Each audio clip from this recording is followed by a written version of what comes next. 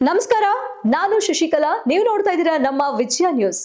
ಮಾಜಿ ಸಚಿವ ರಮೇಶ್ ಜಾರಕಿಹೊಳಿ ಪುತ್ರ ಸಂತೋಷ್ ಜಾರಕಿಹೊಳಿಯಿಂದ ಗೋಕಾಕ್ ನಗರದ ಮಹಾಲಕ್ಷ್ಮೀ ದೇವಿ ಜಾತ್ರೆಯಲ್ಲಿ ಗಾಳಿಯಲ್ಲಿ ಗುಂಡು ಹಾರಿಸಿದ ಫೈರಿಂಗ್ ಪ್ರಕರಣ ವಿಚಾರವಾಗಿ ಸ್ವಯಂ ಪ್ರೇರಿತ ದೂರು ದಾಖಲಿಸಿಕೊಂಡ ಗೋಕಾಕ್ ನಗರ ಪೊಲೀಸರು ಮಾಧ್ಯಮಗಳಲ್ಲಿ ಸುದ್ದಿ ಪ್ರಸಾರ ಆಗ್ತಿದ್ದಂತೆ ಎಚ್ಚೆತ್ತುಕೊಂಡಿದ್ದಾರೆ. ಹೌದು, ಸಂತೋಷ್ ಜಾರಕಿಹೊಳಿ ವಿರುದ್ಧ ಎಫ್ಐಆರ್ ದಾಖಲು ಮಾಡಿದ ಶಸ್ತ್ರಾಸ್ತ್ರ ಕಾಯ್ದೆಯಡಿ ಸುಮೋಟೋ ಪ್ರಕರಣ ದಾಖಲಿಸುವ ಮೂಲಕ ಮಾಧ್ಯಮಗಳಿಗೆ ಬೆಳಗಾವಿ ಎಸ್ಪಿ ಡಾಕ್ಟರ್ ಭೀಮಾಶಂಕರ್ ಗುಳೇದ್ ಮಾಹಿತಿ ನೀಡಿದ್ದಾರೆ. ರಾಜ್ಯದಲ್ಲಿ ಪರಿಶಿಷ್ಟ ಜಾತಿ ಜನಗಣತಿ ವಿಚಾರ ಹಿನ್ನೆಲೆ ಗದಗನಲ್ಲಿ ಕಾನೂನು ಸಚಿವ ಎಚ್.ಕೆ. ಪಾಟೀಲ್ ಹೇಳಿಕೆ ನೀಡಿದ್ದು, ನಾಗಮೋಹನ ದಾಸ್ ವರದಿ ಇನ್ನೇನು ತನ್ನ ಕೆಲಸ ಪೂರ್ಣ ಮಾಡಲು ಸಮಯ ಸಮೀಪಿಸಿದೆ. ಅವರು ಹೇಳಿದ ಹಾಗೆ 10 ಲಕ್ಷ ಜನ ಇನ್ನು ಮಾಹಿತಿ ಕೊಟ್ಟಿಲ್ಲ. ಆ ಕುರಿತು ವಿಶೇಷ ಕಾರ್ಯಕ್ರಮ ರೂಪಿಸುತ್ತಿದ್ದಾರೆ. ಇಷ್ಟಾದ ಮೇಲೆ ನೀವು ಸುದ್ದಿ ಸೃಷ್ಟಿ ಮಾಡುವಂತಹದ್ದು ಏನೂ ಇಲ್ಲ.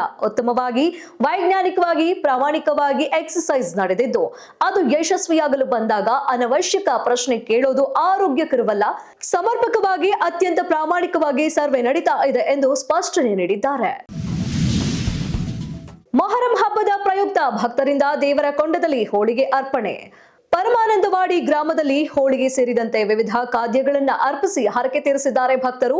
ಬೆಳಗಾವಿ ಜಿಲ್ಲೆಯ ರಾಯಭಾಗ ತಾಲೂಕಿನ ಹಿಂದೂ ಮುಸ್ಲಿಂ ಭಾವೈಕ್ಯತೆಯ ಸಂಕೇತವಾದ ಈ ಮೊಹರಂ ಹಬ್ಬ 8ನೇ ದಿನದಂದು ಆಚರಿಸುವ ಪದ್ಧತಿಯಾಗಿದೆ. ಭಕ್ತಿಯಿಂದ ದೇವರಲ್ಲಿ ಬೇಡಿಕೊಂಡು ಕೊಂಡದಲ್ಲಿರುವ ಖಾದ್ಯ ತಿಂದ್ರೆ ಬೇಡಿಕೊಂಡ ಇಷ್ಟಾರ್ಥ ಸಿದ್ಧಿಸುತ್ತೆ ಎಂಬ ನಂಬಿಕೆ ಇದ್ದು, ಪರಮಾನಂದವಾಡಿ ಸೇರಿದಂತೆ ಸುತ್ತಮುತ್ತಲಿನ ಸಾವಿರಾರು ಭಕ್ತರಿಂದ ಮಡಿ ಸ್ನಾನ ಮಾಡಿ ಭಕ್ತರು ಹರಕೆ ತೀರಿಸಿದ್ದಾರೆ. ಮಾನವೀಯತೆ ಮೆರೆದ ಕೇಂದ್ರ ಸಚಿವ ಜೋಶಿ ಗಾಯಗೊಂಡ ಬೈಕ್ ಸವಾರನಿಗೆ ನೆರವಾಗಿದ್ದಾರೆ.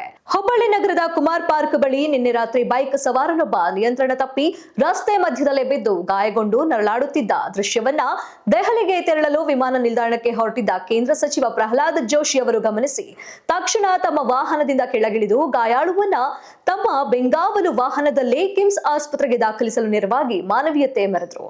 ಸ್ವತಃ ಸಚಿವ ಜೋಶಿಯವರೇ ಗಾಯಾಳುಗಳನ್ನ ಅಪಘಾತದ ಸ್ಥಳದಿಂದ ಮೇಲೆತ್ತಲು ಕೈ ಜೋಡಿಸಿದ್ದಲ್ಲದೆ ಗಾಯಾಳುವಿಗೆ ಧೈರ್ಯ ತುಂಬುವ ಕೆಲಸ ಸಹ ಮಾಡಿದ್ರು. ಬಳಿಕ ಗಾಯಾಳುವಿಗೆ ಯಾವುದೇ ಸಮಸ್ಯೆ ಆಗದಂತೆ ಸೂಕ್ತ ಚಿಕಿತ್ಸೆ ನೀಡುವಂತೆ ವೈದ್ಯಕೀಯ ಸಿಬ್ಬಂದಿಗೆ ಸೂಚನೆ ನೀಡಿದ್ರು. ಸ್ಥಳದಲ್ಲಿದ್ದ ಜನರು ಸಚಿವರ ಸಮಯ ಪ್ರಜ್ಞೆಗೆ ಮೆಚ್ಚುಗೆ ವ್ಯಕ್ತಪಡಿಸಿದ್ದಾರೆ.